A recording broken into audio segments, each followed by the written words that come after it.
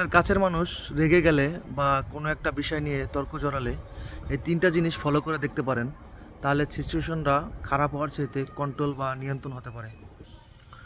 Number one, আপনার partner বা ফ্যামিলির কেউ যদি আপনার সাথে রাগান্বিত হয় বা তর্কে জড়ায়, তখন সাথে সাথে আপনি তর্ক জড়াতে যাবেন না।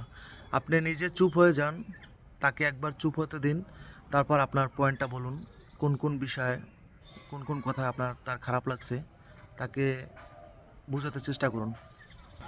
রাগের সময় আপনি কখনোই তাকে এরকম বলবেন না, তুমি সবসময় উচ্চস্বরে কথা বলো, তুমি সবসময় আমার কথার বিরুদ্ধে কাজ করো, তুমি সবসময় খারাপ কথা বলো, তুমি সবসময় আমার কথার বিপরীতে কাজ করো। এসব ব্লাইন তাকে দেবেন না। তাতে করে কি হবে, সে আরও রেগে যাবে, ও আরও অশান্তি হবে, পরিবেশ আরও নিয়ন্ত্রণের বাইরে চলে যাবে। তাই এসব কথা থেকে বিরত থাকুন। রাগ করে কাছের মানুষ থেকে কখনোই দূরে চলে যাবেন না। তাতে করে আরও সম্পর্ক নষ্ট হয়, আরও দূরত্ব বাড়ে।